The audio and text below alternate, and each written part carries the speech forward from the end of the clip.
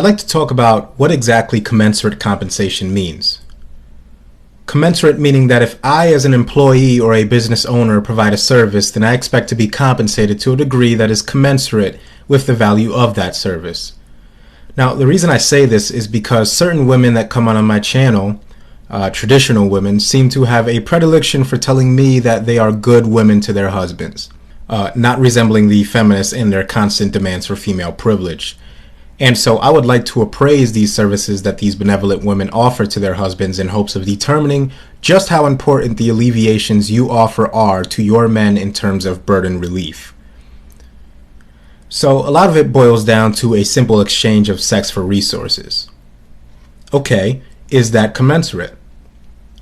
Well, each man can decide that on his own, but that still leaves us with the question to be answered in the general sense.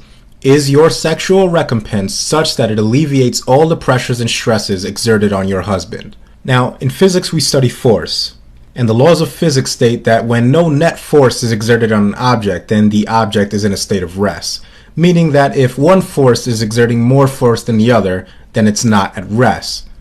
So if that's said, is your sex counteracting the force exerted on your husband such that the forces exerted onto him by his 70-hour work week are negated? If they aren't, then you and the sex that you dole out are an inadequate recompense for his efforts. We want solely for the interests of men to find out whether or not the traditional wife provides enough bang for her buck, so to speak, in the hopes of furthering the interests of the men listening to this. And if we arrive at the conclusion that your sex is not commensurate, then we will, regardless of what the traditional homemakers have to say about it, pressure more and more men to do away with their desire to provide for a woman. So we ask then, who gets the better deal? The one giving out the sex or the one working to support the one giving it out in hopes of continued access to it?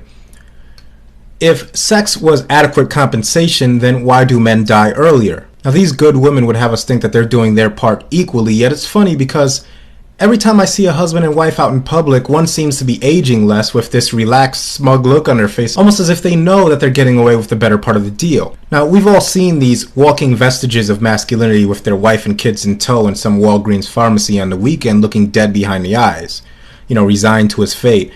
And to you, generic American husband, I feel nothing but pity. You see, it's pitiful to see you drag your dried-out exoskeleton wherever the missus leads you, wondering why the weekends pass by so fast and why the work weeks last so long and why you never get to see your kids and why you're too tired to see them anyway, and never once do you ask yourself why the suburbanite prostitute passing for your wife doesn't get off her lazy ass and start helping you out.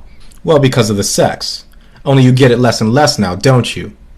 Only even if you were still getting it at the same rate, you're still slated to die earlier because you, and this is the part where you should listen and listen good, you are not receiving commensurate exchange. You see, we men have been told that this is a division of labor, and indeed it is. That's exactly what it is. A categorically unfair division of labor.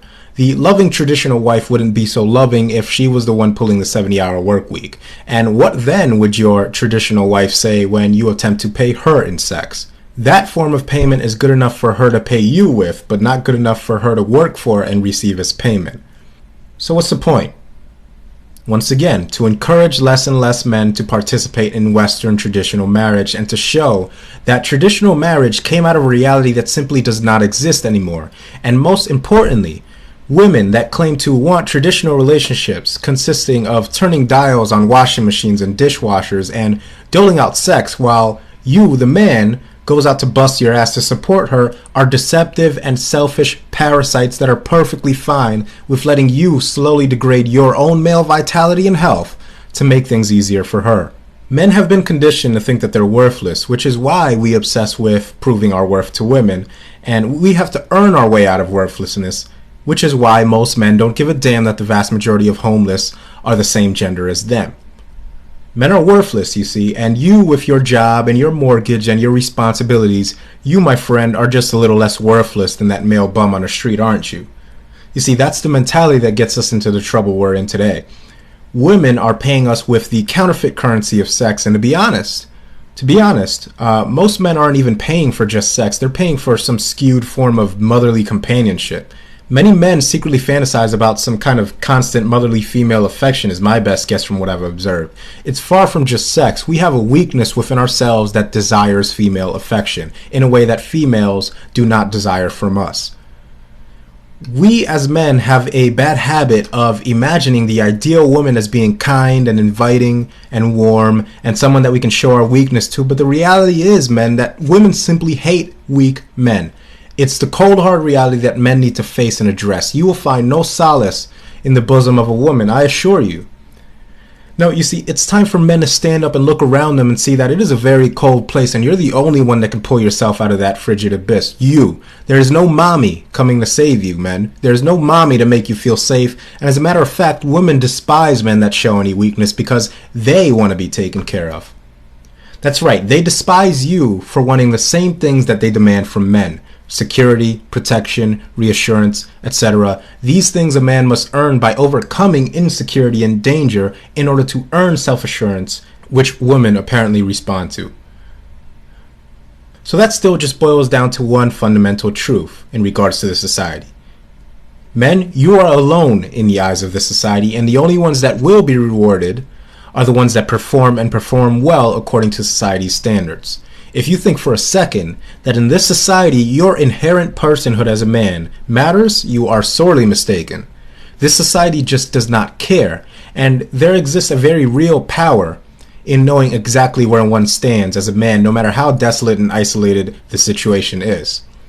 You see, if we know we're alone, then it's possible, maybe not probable, but possible, that men just might for once in history find it mutually beneficial to help each other out for a change, to stop crawling over each other to get to the top, and to start asking ourselves, why is it that we always seem to have to start at the bottom, while the other half of the human race gets a leg up in every conceivable way from the state and from our culture in general? Why are we made to compete with each other, to tear each other apart and hate each other in order to gain acceptance from the very people that hate men for being at the top and hate them even more for being on the bottom of the societal ladder? You see, our main weakness as men lies within our inability to recognize when and how men are hated. We want so desperately to believe the illusion, we want so desperately to be liked and wanted and needed that we've lost all sort of instinct for self-preservation to the point where we will literally jump in front of knives and bullets for women we don't even know. The system, you see, is not designed for male contentedness. It doesn't want male happiness. It wants you to constantly feel incomplete. It thrives off your insecurity. It needs you to question yourself. It needs you to be in constant fear of what exactly? Of being alone, of being a virgin, of getting married, of continuing to have sex after you're no longer a virgin, of being muscular, of not going bald, of this, of that, of everything. Because remember, you are not allowed a shred of weakness or vulnerability. This society stifles the spirit of men and is pesticide on the male soul. And I want out. I want out. Go ahead, repeat it for yourself and see how good it makes you feel to say it. I want out. You see, there's a real value in saying this because society still has no clue. I mean, they're pumping out these man up articles one right after another, aren't they? Have we raised a generation of men that don't know how to be men? Where have all the good men gone? How come women are outperforming men in this and that? They simply will not come to admit that this is a result of a sustained effort to disenfranchise men, one in which the end result can only be men turning their backs on a society that will, to the bitter end, hate on men for doing so. Because you see, you as a man exist to serve. There won't be an equal treatment of male victims of domestic violence, for example, no matter how much the inequality of it is pointed out, simply because you as a man have no right in this society to demand equal treatment. Such a thing would spell disaster for this society. And so to demand equality from this society is to demand that this society voluntarily carry out a process of self-implosion. Now, I certainly won't say that men shouldn't fight for these things. They most certainly should. I'm simply making the claim that our society, Western society as we know it, cannot exist in the event that men begin to enjoy equal protections under the law fully. And so my conclusion is simple. Men must understand the following statements.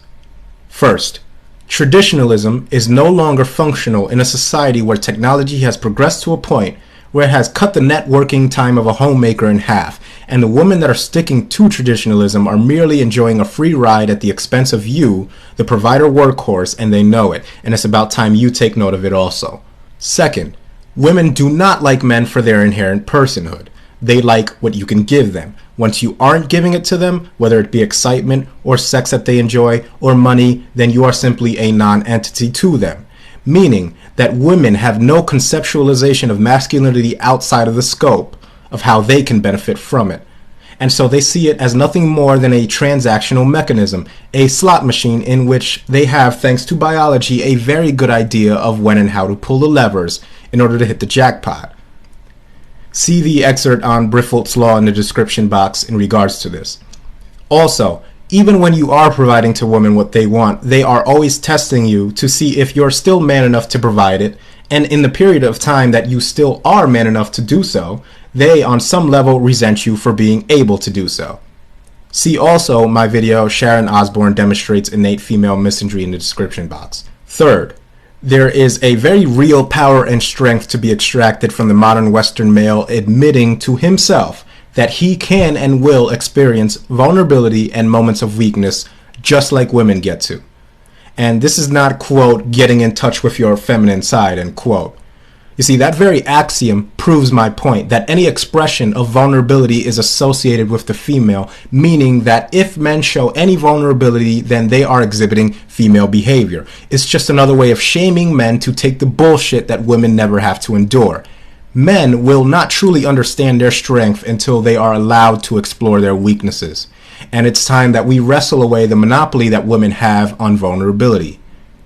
Yes, men have historically been pillars of strength, but even Atlas shrugged, and so will you, many times, I assure you. So along with my concept of male sovereignty, I want to introduce the concept of male vulnerability in hopes that men begin to define it as a concept that is independent of all things feminine and is uniquely male.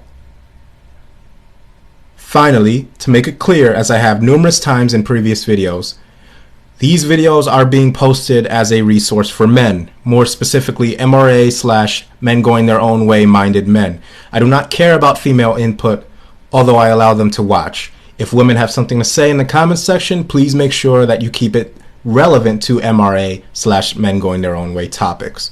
The time for debating women has passed a long time ago.